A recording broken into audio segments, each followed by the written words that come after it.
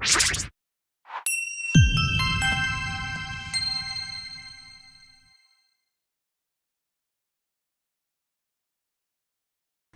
adik-adik, apa kabar? Saya Pratita, tutor biologi kalian. Kali ini saya akan mengajak adik-adik untuk membahas tentang pertumbuhan dan perkembangan pada tumbuhan. Nah, kita mulai ya. Oke, jadi yang pertama kita lihat adalah apa itu pertumbuhan. Ya, pertumbuhan adalah pertambahan. Nah, jadi di sini ada yang bertambah, pertambahan. Apa yang bertambah? Yang bertambah itu adalah jumlah sel. Di sini jumlah sel. Kemudian apa lagi? Massa sel. Lalu apa lagi ya? Volume sel. Nah, yang bersifat irreversibel atau tidak balik. Nah, jadi di sini tiga-tiganya ini pertambahan jumlah sel, pertambahan massa sel, pertambahan volume sel yang dikatakan bersifat irreversibel atau dikatakan tidak balik. Maksudnya apa tidak balik? Jadi kalau suatu tumbuhan itu sudah mentok, tingginya sudah misalnya, tingginya 2 meter. Maka setelah dia mencapai 2 meter, dia tidak akan kembali menjadi kecil kembali. Sama juga dengan adik-adik. Sekarang masa pertumbuhan kan ya, tumbuh pastinya ke atas ya adik-adik, jangan ke samping. Nah, jadi kalau adik-adik sudah tumbuh ke atas mentok, tingginya misalnya 155. Nah, kalau sudah mencapai 155, adik tidak mungkin menjadi kecil lagi, tidak mungkin menjadi bayi lagi. Kenapa bisa begitu? Karena ada pertambahan selnya, ada pertambahan massa selnya, ada pertambahan volume selnya. Nah, kemudian pertumbuhan dikatakan bersifat kuantitatif karena bisa diukur. Mungkin adik-adik pernah ya mengukur, tinggi badan saya sekian. Itu berarti pertumbuhan bisa diukur. Jadi dikatakan bersifat, pertumbuhan dikatakan bersifat kuantitatif atau bisa diukur. Itu adalah pertumbuhan. Kemudian selain pertumbuhan pasti ada perkembangan. Oke, kita sekarang mau lihat apa sih perkembangan itu ya. Perkembangan adalah proses menuju dewasa. Proses menuju dewasa. Oke, di sini dalam proses menuju dewasa tidak ada lagi pertambahan jumlah sel. Jadi di sini sel yang ada selama perkembangan tidak ada pertambahan jumlah sel. Jadi bukan kalau sudah pertumbuhan, terus tumbuh nggak berkembang, bukan begitu adik-adik. Jadi nanti modelnya tumbuh, setelah itu berhenti dulu, berkembang. Habis itu tumbuh lagi, berkembang lagi. Dengan begitu nanti akan terjadi keseimbangan. Jadi bukan tumbuh, mentok, berhenti, kemudian baru berkembang. Ya. Tapi intinya proses menuju dewasa ini pada proses perkembangan tidak ada yang namanya pertambahan jumlah sel. Yang ada itu adalah apa saja di sini? Misalnya perubahan struktur dari sel. Ya, kalau pada tumbuhan pada saat sel-sel itu bersifat meristimatik, dinding selnya belum terbentuk, masih dikatakan namanya lamela tengah. Jadi dindingnya itu masih tipis. Kemudian pada proses perkembangan, dinding ini akan mengalami pertambahan tebal. Nah, bukan pertambahan jumlah. Itu ya. Kemudian perubahan otomatis, kalau misalnya strukturnya berubah, maka fungsinya akan mengikuti perubahan fungsi sel. Misalnya, ketika sel itu masih berupa sel-sel meristem, tidak bisa dibedakan mana yang nanti akan menjadi jaringan silem, mana yang nanti akan menjadi jaringan parenkim. Nah, setelah pada masa perkembangan terjadi proses perubahan struktur, nah jadi bahwa sel-sel parenkim strukturnya berbeda dengan sel-sel silem, disitulah kemudian nanti akan terjadi perbedaan. Strukturnya berbeda, maka fungsinya berbeda.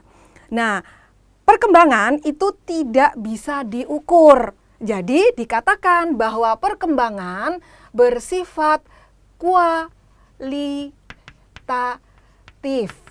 Ini ya, jadi bersifat kualitatif. Jadi kita nggak bisa bilang, kamu dewasanya berapa kilo? Nggak bisa adik-adik ya. Kalau tumbuh, kamu sudah berapa senti tingginya? Bisa ya. Kemudian untuk perkembangan ini tandanya apa? Bahwa makhluk hidup sudah dewasa. Nah, karena alat reproduksinya sudah berfungsi. Dan sekarang kita akan coba lihat adik-adik ada tanaman yang sedang menunjukkan proses pertumbuhan. Nah, ini ada 2 tanaman. Tanaman ini umurnya berbeda. Adik-adik bisa melihat bahwa tingginya pun berbeda. Mengapa bisa demikian? Ini tanaman ini mengalami pertumbuhan. Jadi yang ini umurnya lebih tua daripada yang sebelah kiri. Yang di sebelah kanan lebih tinggi, otomatis menunjukkan bahwa jumlah selnya lebih banyak. Itu adik-adik. Nah, kemudian kalau tadi dikatakan bahwa perkembangan itu tandanya ada pembentukan alat reproduksi, kita akan lihat. Nah, tanaman ini membentuk bunga. Jadi bisa dikatakan bahwa tanaman ini sudah dewasa. Jadi kalau adik-adik punya koleksi tanaman, terus pengen tahu nih, tanamanku sudah dewasa belum ya? Nah, kita lihat, ada bunganya. Berarti tanamanku sudah dewasa. Tandanya ada bunga. Tuh adik-adik. Oke, kemudian dikatakan tadi bahwa jangan sampai terbalik. Pertumbuhan bersifat kuantitatif, kemudian perkembangan bersifat kualitatif. Kemudian bagaimana perkembangan awal pada tumbuhan? Jadi tumbuhan itu pada perkembangan awalnya itu melalui 3 tahapan. Kita lihat. Pertumbuhan atau perkembangan. Nah, perkembangan awal pada tumbuhan. Nah, ini ada 3 tahapan. Tahap yang pertama ini adalah pembelahan sel. Pembelahan sel. Tahap yang kedua ini adalah morfogenesis. Tahap yang ketiga ini adalah diferensiasi seluler. Diferensiasi seluler. Nah ya, jadi adik-adik ada 3 tahapan dan ini urut. Yang dimaksud dengan pembelahan sel, jadi sigot membelah berkali-kali secara mitosis sampai terbentuk jaringan embrional. Setelah itu kemudian terjadi yang namanya morfogenesis atau perkembangan bentuk. Jadi embrio yang sudah terbentuk dari sigot yang membelah tadi, kemudian embrio itu pasti terdiri dari ada keping biji atau kotiledon, kemudian nanti ada calon akar ya, kemudian juga calon tunas. Nah, di sini pada morfogenesis itu nanti kemudian terjadi pembentukan. Jadi yang mana akan menjadi akar, kemudian yang mana yang akan menjadi daun, yang mana yang akan menjadi batang. Itu namanya morfogenesis. Berikutnya ini adalah diferensiasi seluler. Jadi di sini itu terjadi proses pembentukan bermacam-macam jaringan. Ya, jadi bermacam-macam jaringan sehingga nantinya pada saat tumbuhan itu dewasa sudah terbentuk organ dan jaringan yang bisa dipakai pada saat dia dewasa. Adik-adik, ini karena prosesnya berurutan dan adik-adik supaya tidak terbalik-balik ada supernya, solusi Kuiper. Kita lihat. Super. Ya, supernya adalah belah sel gen eksis pakai HP seluler. Nah, adik-adik, bagaimana pembelahan sel? Ya, kemudian morfogenesis, kemudian diferensiasi seluler. Jadi sekali lagi supernya biar adik-adik tidak terbalik-balik. Ada pembelahan sel, ada morfogenesis, dan ada diferensiasi seluler ya. Jadi belah sel gen eksis pakai HP seluler. Bagaimana? Mudah kan? Sekarang pertumbuhan itu ternyata bisa dibuat kurva terhadap waktu ya. Jadi kecepatan tumbuh terhadap waktu. Mengapa demikian? Karena proses pertumbuhan itu ternyata kecepatannya berbeda-beda. Nah, kurva untuk melihat pertumbuhan, kecepatan pertumbuhan terhadap waktu namanya kurva sigmoid. Kurva sigmoid, kurvanya berbentuk seperti huruf S. Kurva sigmoid. Nah, di sini dalam kurva ini ada 3 fase yang utama. Apa sajakah itu? Fase yang pertama, ini yang disebut dengan fase logaritmik. Fase logaritmik ini fase yang menggambarkan pertumbuhan yang cepat.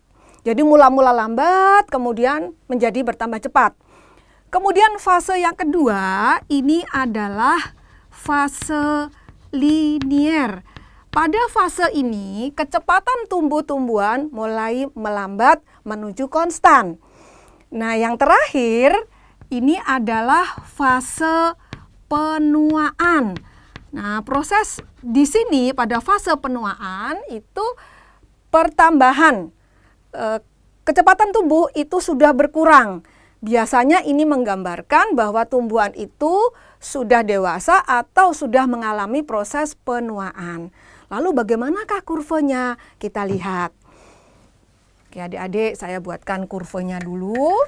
Kurva sigmoid. Garis vertikal nantinya itu akan menggambarkan kecepatan pertumbuhannya. Sementara nanti kalau untuk yang horizontal ini nanti menggambarkan per waktu. Nah, jadi ini nanti V-nya, kecepatan tumbuhnya. Kemudian yang arah di sini ini adalah waktu, adik-adik. Jadi yang di sini. Nah, bagaimana kurvanya? Kita lihat. Tadi dibilang bahwa fase logaritmik itu mula-mula dia lambat, kemudian dia bertambah cepat. Nanti sampai titik tertentu, ini masuk fase linier. Fase linier ini dia konstan. Setelah itu masuk fase penuaan. Pada fase penuaan ini digambarkan grafiknya menurun. Jadi adik-adik, fase yang cepat pertumbuhannya, ini yang disebut tadi adalah fase logaritmik. Sementara kalau yang ini adalah fase linier. Kemudian di sini fase penuaan.